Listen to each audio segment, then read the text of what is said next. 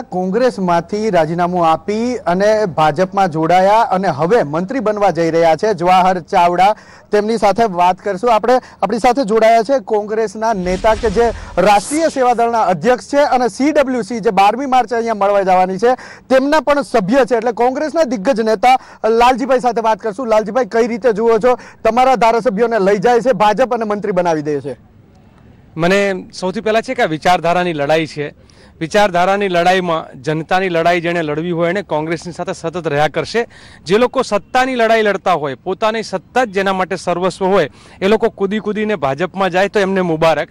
પણ મને ભાજપની દયા આવે છે, ભાજપના જે કર્મઠ કાર્યકરો કે જેણે કાયમ ભાજપની શેતરંજીઓ ઉઠાવી હશે, ધોમ ધરખા તાપમાં ભાજપ માટે જેણે મહેનત કરી છે, બિચારા મહેનત કરીને મરી ગયા અને છતાં એમણે તો કોઈ પદ નહીં, બારોબારથી લોકોને લાવીને પદ આપવાવાળી જે ભાજપની આખી પ્રક્રિયા છે એ ભાજપના કાર્યકરો માટે બહુ દયનીય સ્થિતિ છે। બીજી બાજુ એ પણ થાય કે ભાજપ એટલું તો શું ગભરાયું છે લોકસભાની ચૂંટણીમાંથી? ગઈ વખતે 26 ગુજરાતની જનતાએ લોકસભા એમને આપી હતી, પરંતુ વિધાનસભાની ચૂંટણીઓમાં અને જિલ્લા અને તાલુકા પંચાયતોની ચૂંટણીઓમાં ભારતીય જનતા પાર્ટીને ગુજરાતની જનતાએ ઘૂંટણીએ પાડી દીધું અને એ જનતાનો મિજાજ ઓળખી ગયા છે। એટલે હવે મોદીજી, અમિતભાઈ આ બંનેને એમ છે કે એમનું નાક ન કપાય એટલે નાક બચાવવા માટેનો આ મરણીયો પ્રયાસ છે। આમ એક કહેવત છે ગુજરાતીમાં કે ડૂબતો તરણું ઝાલે અને હાર્યો જુગારી બમણું ખેલે। મને લાગે છે કે નરેન્દ્રભાઈ હાર્યા જુગારીની સ્થિતિમાં આવી ગયા છે ને એટલે બમણું ખેલી રહ્યા છે। લાલજીભાઈ, નાક જે બચાવવાની વાત તમે કરી, પણ અત્યારે તો કોંગ્રેસનું કપાઈ રહ્યું છે, કેમ કે કોંગ્રેસને શું, જે ચાવડાની વાત કરીએ, જવાહર ચાવડા તો 2 પેઢીથી એ કોંગ્રેસમાં હતા અને આવા લોકો ભાજપમાં જાય, ખરેખર મને એવું લાગે છે કે આનું દુઃખ તમને હોવું જોઈએ। મને એટલે દુઃખ એ વાતનું થાય કે હું માનું છું કોઈ ભાજપમાંથી કોંગ્રેસમાં જાય કે કોંગ્રેસમાંથી ભાજપમાં જાય, ચૂંટાયેલો પ્રતિનિધિ જ્યારે જાય છે ત્યારે કાર્યકરોના અથાગ પરસેવાની, કાર્યકર્તાઓએ રાત દિવસ જે મહેનત કરી હોય, કોઈ વ્યક્તિ પોતાના બળે ચૂંટાઈ નથી આવતો। વ્યક્તિ જો ચૂંટાઈને આવતા હોય તો જે રીતે ગઈ વિધાનસભાના પહેલા 14 ધારાસભ્યોએ જ અમારી કોંગ્રેસ છોડી હતી, એમાંથી માત્ર 2 ડચકા ખાતા વિધાનસભા સુધી પહોંચી શક્યા, 12 આજે ઘરે ફરી રહ્યા છે।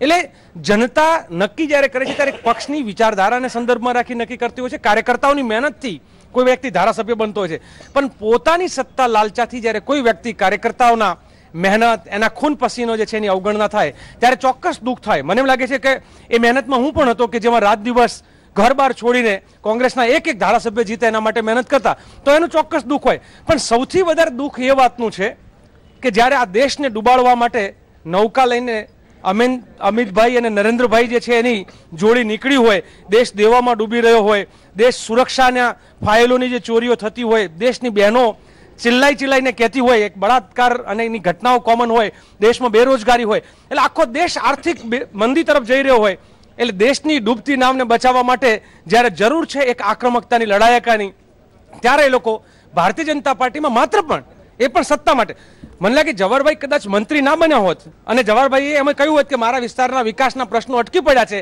ભાજપાએ કોઈ કદાચ ફાઇલ ખોલી છે અથવા ભાજપા એમનું કામ નથી કરતું જનતાનું, માટે ભાજપમાં જાય, તો હું સમજી શકે કે કદાચ જનતાની લડાઈ લડવા ગયા છે।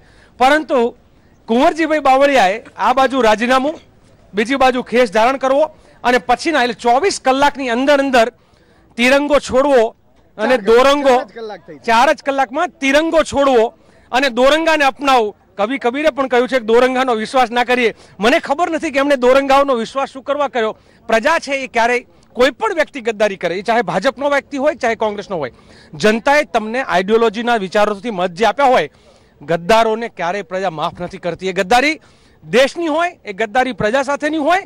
જેમ નરેન્દ્રભાઈએ આ દેશની જનતા સાથે અનેક પ્રકારની ગદ્દારી કરી છે, વચનો કંઈક આપ્યા હતા અને એમની કાર્યશૈલી કંઈક છે, એક ઉદાહરણ એમની અનેક વસ્તુઓ જે છે સવાલોના ઘેરામાં છે, એવા નરેન્દ્રભાઈ જ્યારે અત્યારે મને લાગે છે કે ભારતીય જનતા પાર્ટી હાર ભાડી ગઈ છે અને ભારતીય જનતા પાર્ટીને ભાજપના કાર્યકરો અને એમના નેતાઓમાં વિશ્વાસ નથી, એટલે કોંગ્રેસમાંથી ઉઠાવીને ભાજપને મજબૂત કરવાનું, એ કહે છે ને કે મેરા બૂટ સબસે મજબૂત, એ જે બૂટવાળી આજકાલ થઈ રહી છે, મને લાગે છે કે ભારતીય જનતા પાર્ટીમાં એ જૂતાવાળી અને બૂટવાળી જે છે ફરી વખત પ્રક્રિયા થશે, કાર્યકરોની અવગણના કરીને બારોબારથી લોકોને માત્ર ને માત્ર લોકસભાની ચૂંટણી આવે।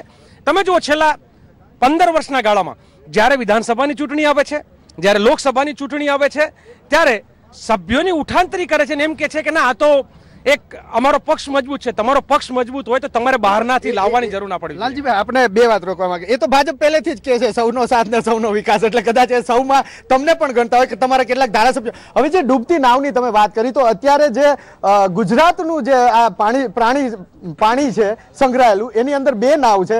નાવ તો ડૂબતી કોંગ્રેસની દેખાય છે. લોકસભાની ચૂંટણી કઈ રીતે તમે કઈ રીતે બચાવશો? એ તો બચાવે છે, તમારાને ત્યાંથી લઈ જાય છે, ત્યાં મંત્રી બનાવે, એની નાવ તો એ બચાવી લે. તમે કઈ રીતે તમારી નાવ બચાવો? ભારતીય જનતા પાર્ટીના નેતાઓના ચહેરાઓના નૂર તમને જોશો તો તમને ખબર પડશે કે નૂર ઉડી ગયા છે.